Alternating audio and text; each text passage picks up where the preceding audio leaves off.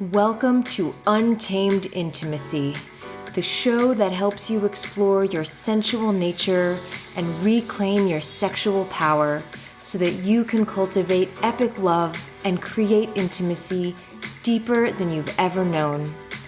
I believe that the quality of your life is determined by the quality of your relationships, and that you already have the power to cultivate deep love and connection. And I'm going to show you how. I'm your host, Lee Noto, intimacy coach and sensuality specialist. I help powerful women like you access your innate erotic and emotional intelligence so you can be unabashedly self-expressed and create pleasure across every area of your life. If you're ready to create untamed intimacy, then this is the podcast for you. Hello, everyone. In today's episode, I'm going to talk about a mistrust for the feminine. This has come up for me in so many ways, and I see so many other women and men experience exactly what I've been experiencing, yes, my whole life, but also for the past 24 hours.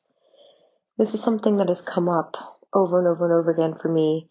And in fact, if we're looking at the larger implications of our collective mistrust for the feminine, then it is exactly why we are where we are right now in our society.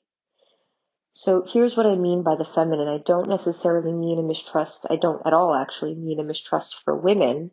I mean a mistrust for the feminine energy that is inherent within all of us. Now, you've heard me speak about this energy in other episodes, but feminine energy is characterized by the energy that creates, that rests, replenishes, nourishes, that is ever-flowing, that is chaotic, that is non-linear. So this energy is not something that's hailed or applauded by our Western society. What we tend to value is the energy of structure, analysis, achievement, and when those things become overdeveloped or without balance of the feminine, it becomes conquering, and it certainly becomes burnout.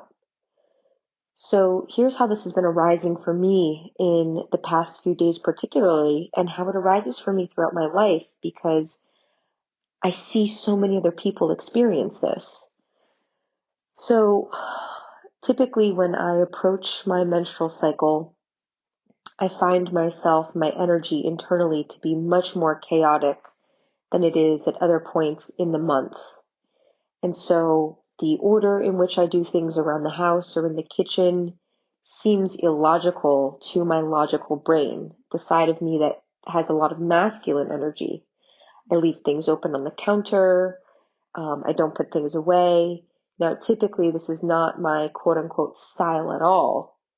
And even I'm noticing even now being attached to a style as if one is me and one is not is a part of what creates the issue here. So what I've been noticing as I'm approaching my period right now is that I'm feeling that chaotic energy within. It feels completely disordered. It feels all sorts of emotions. Among them are sad, angry, excited, all of these things.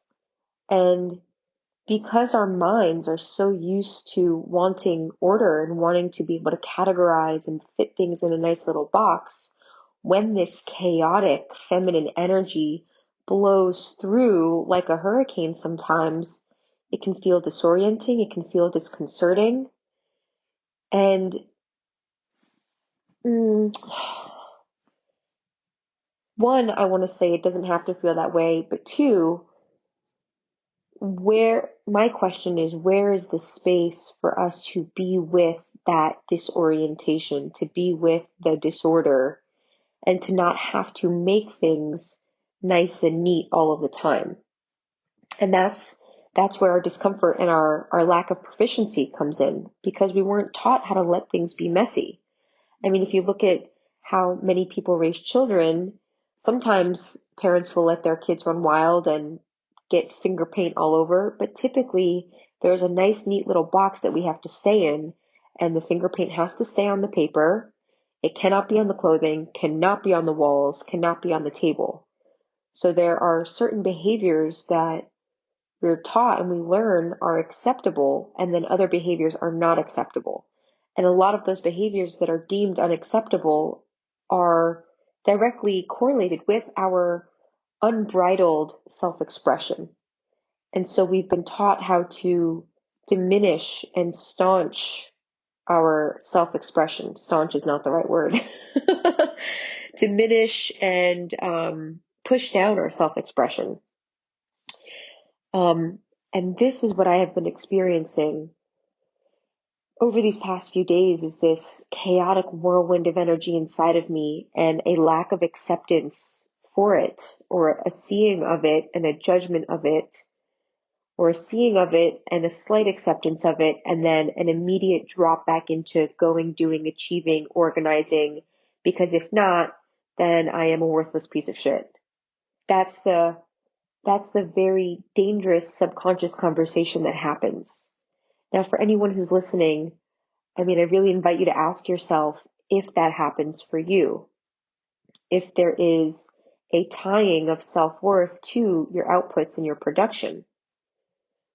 Are there spaces in your life where you allow yourself to unplug, to relax, to do nothing, to be messy, to feel disorganized, to eat ice cream in the middle of the day and not wash the bowl and feel okay with that everything is in nice, neat order? Or is there a pushing away of that part of you because it is in direct competition with the part of you that, makes things happen in the world and that earns you money and wins you accolades? So I found myself struggling with this morning. And as I was sharing a very deep message to a group of women that I'm a part of, I found myself saying in a video message that I've been in deep mistrust of my own feminine energy. I have not trusted what is on the other side of real relaxation.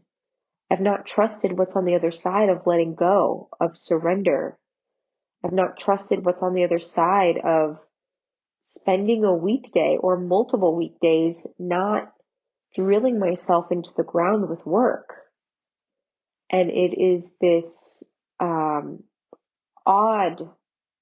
undefinable experience of chaos and confusion and so many things. So my inquiry to myself and to all of you this morning is there a space for all of us to be kind to ourselves when we're feeling things in our bodies? Like, for example, this morning I'm starting to feel the onset of my menstrual cycle, and I don't feel like waking up and going for a run and doing 20 things before 10 a.m.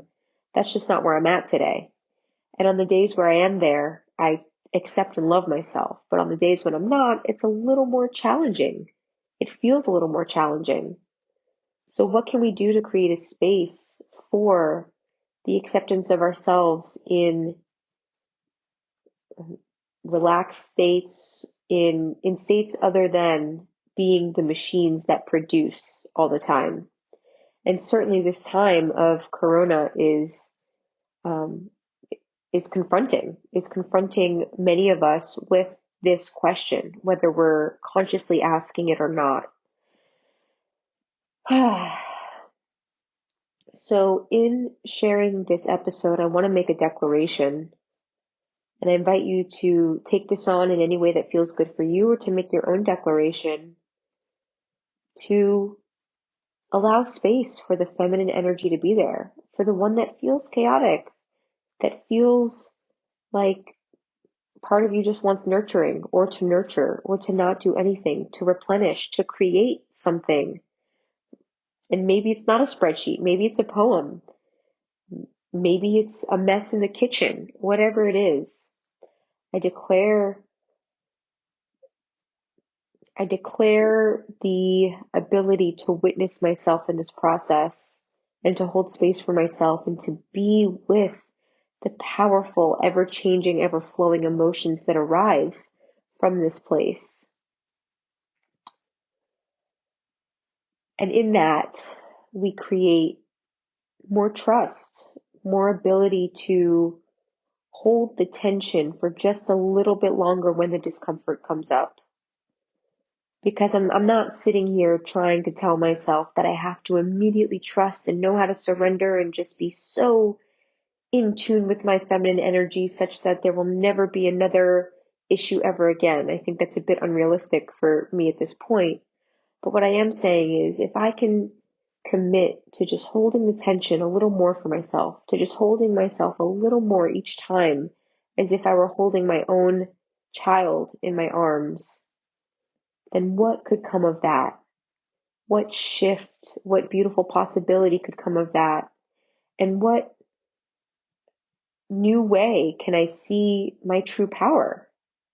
Because there is so much power in our feminine energy, and we just haven't given ourselves enough space to recognize the rawness and realness of that power. We've been so afraid to recognize the depth and breadth of our feminine power because we have been so conditioned into thinking that there's only power in our masculine energy, in the going, doing, achieving, getting done.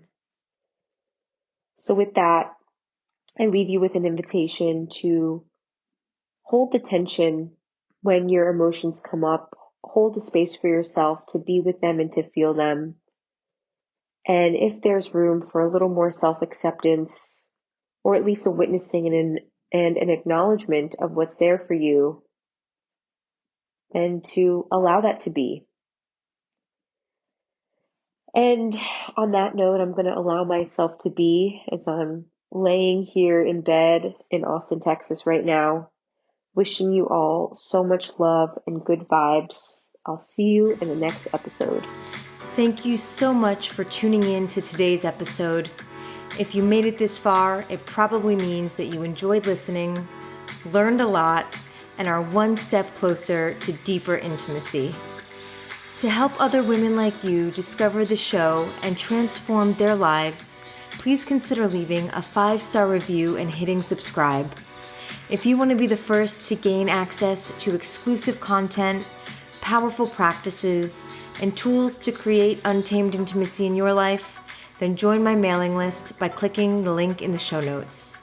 You'll receive powerfully curated content that's no bullshit and pure love.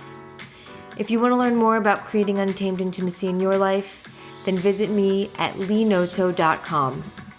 I see you, sister, and I appreciate you. Until next time, much love and good vibes.